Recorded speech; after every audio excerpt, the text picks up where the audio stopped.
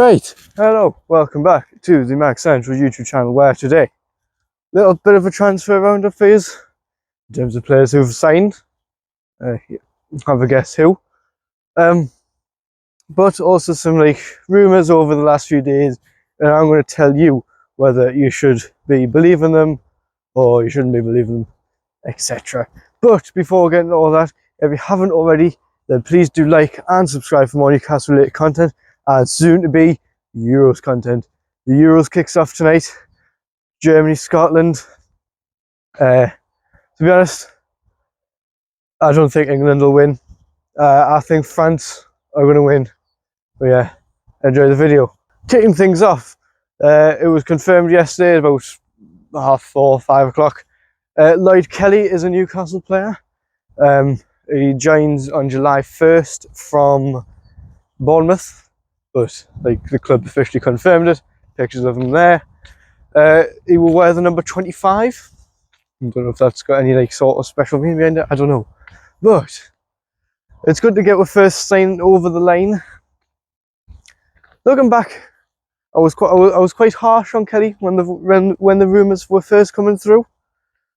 This is really a Bournemouth player, but no, my opinion has changed, and I now believe he is a very good signing for us in terms of free transfer. The microphone's falling off. Apologies. Second off, now I was a bit harsh on Trafford last time out, causing some controversy amongst others. The thing is with Trafford, right? At the time, we're being linked with your Mamardashvilis of the world, your Philippe Jorgensens of the world, right? So I thought, oh, we must be looking for number one goalkeeper, right? And then I see Trafford as being linked. I'm like, what? No. First choice goalkeeper, no. But as a second choice goalkeeper, yeah, I'm happy with it, right? Because, well, my thinking behind it is, that gives us, so instead of getting a 40 million goalkeeper and a 40 million winger, we're going to get a 20 million goalkeeper, let's say, and a 60 million pound winger. We're getting a cheaper goalkeeper to distribute into other areas, which I am happy with. That is absolutely fine. What I was concerned about is I thought we're getting him as first choice. That's why I was having a fit, because I thought he was going to be first choice. But as second choice, that's fine. That is absolutely fine, right? So that deal is nearly done. Well, not saying nearly done. The fees close to being agreed. I don't imagine any difficulties on the personal terms between Trafford and us. But yeah, so as a second choice goalkeeper, that is fine. That is fine. So yes, just thought I'd address that quite early on after some previous controversy in terms of my opinion on signing James Trafford. Second one, right? The other day we were linked with Ferran Torres for 15 million and 5 million in add-ons. Now, the Telegraph came out straight away and said this news is fake, it's a load of shit, right? I don't think it is, because the source that it came from is a very highly regarded Spanish source in terms of your Gerard Moreno, Romero, whatever he's called, uses it. Your Fabrizio Romano uses it. Sometimes David Ornstein uses it. So the three top dogs in terms of transfer journalists, they know they must be happy with it. None of them's reported or said anything on the matter yet. But it's a one to keep an eye on. But even if it is a total load of shit, I still think that works in our favour quite heavily. Now I'm going to explain to you why. So I'm going to take you back to June 2023. Newcastle in the race for Nicolo Barella, right? All summer, well, for a month, Barella was going to join. Bang, Tonali signed, right?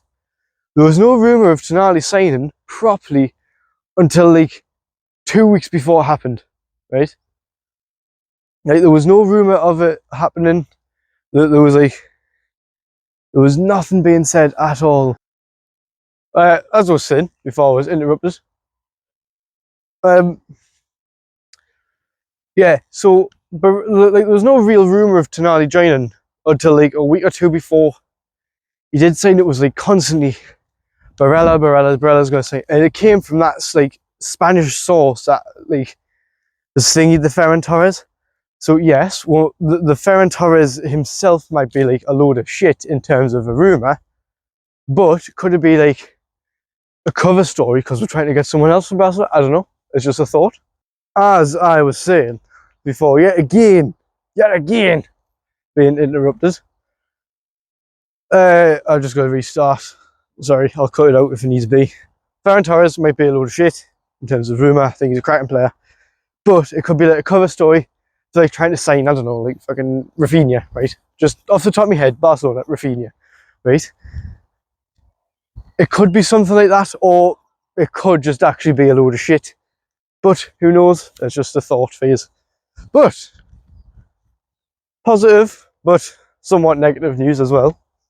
Newcastle, Bayern Munich, Chelsea, Man City are in the race for Michael Olise of Crystal Palace. Now, when you first hear our names said with those big dogs of the Bayern Munich, whoever, right? We're probably last choice. Let's not kid ourselves. But, right? I think it's a realistic sign. Before we're getting any of that, I do think it is realistic. But even if we're like fucking nowhere near signing them, right? The point that I like to make is it's a statement of intent. It shows that we're not going to dick about. It shows that we are like going in for 60 million odd players, whether it be the Olise, as we've been linked with, or whether again it could be used elsewhere for an Eze, a Morgan Gibbs-White, a Rafinha. I don't know, right? I'm just putting suggestions out there because I want your thoughts on it. But Olise, right, as a player, fucking incredible, right?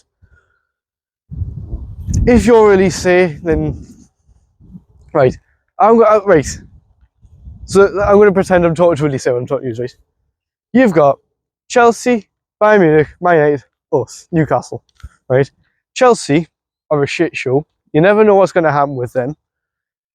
Like, they could be really good next season or really shit. Like, we don't know. I don't think they know. Right. Brings me on to Bayern Munich. It looks like they're Bayer Leverkusen's bitch, if anything. Whether that's a one-season wonder, I don't know. But my point of the story is, you probably, I don't know how to phrase it. Just Bayern Munich aren't the attractive club that they used to be when they used to have the likes of your Lewandowskis, your Frank Ribery's, your Ian Robbins. They're still a fucking off the scales massive club, right? Because they've still got your Kane's, Goretzka's, whoever. But what I'm saying is, there's more attractive teams out there, which then brings me on to Manchester City. Now, names-wise, out of the four, you'd think, fucking hell, I'm going there. But, on the same lines with the Bruno links the other day, about the 100 million release clause, whatever, right? 115 charges, Pep leaving. You'll not be the star player. The fans won't appreciate you that much as like another club, like us, like Chelsea or Bayern Munich, whoever, right? I keep saying whoever, I apologise. There's like so much that could happen at Man City, where in terms of like, you're not guaranteed game time is another one. But it depends on them 115 charges. That's what it depends on. So, who knows? And then you've got us, right? Now, Gordon is my example player for this. I seen this recommended the other day. Well, not recommended, but I seen somebody say it the other day and like, oh, fucking good point that, right? Anthony Gordon was nowhere fucking near the England squad at all. He was absolutely nowhere near it. Signed for us. First half of the season, like half the season we had him, fucking rubbish, right? But his first full season, incredible. Walk, like I say, walk. Like, he was on the plane for England, right? Olise, you're not watching, but if you are, let me just propose the idea. Let's be honest, you're probably not that close to the France squad now. You should be, but you're not, because Didier Deschamps is picking fucking Kingsley Coman and that still. Right? You signed for us, you get a full season under your belt in a better team than Palace, no offence, but we are. I think he's a class, I love you. Right? But, you know, full season, you could push into that Champions League position, well, European position, Europa League, Champions League, fucking who knows, right? You could push into them types of positions. Then Deschamps might think, oh, hold on a minute, like, go on then, we'll give you again, and then there you go, you're in the squad now. Then once you're in the squad, you'll get the confidence of being in the national team squad. You'll want to keep going, so you'll keep being in it until he like fucking picks Coleman again. I don't know, right? It's just a thought. So, in terms of the Olise negotiation, don't write us off. In terms of other news, per Gareth Southgate leaving after the Euros, England would then target Eddie Howe and would seek formal permission to speak to him as their first choice. Now, if Eddie were to go, right, would it be worst case scenario? Like, it would be sad to see Eddie Howe leave, right? But it opens a new door for not, well, like a Jose Mourinho caliber is what I'm going to say. Not himself, but of his level. That's not. I'm not right. Before you all jump to conclusions, I'm not saying Eddie Howe should leave. What I'm saying is, it could work for the better. Is what I am saying. That's all I'm going to say on that.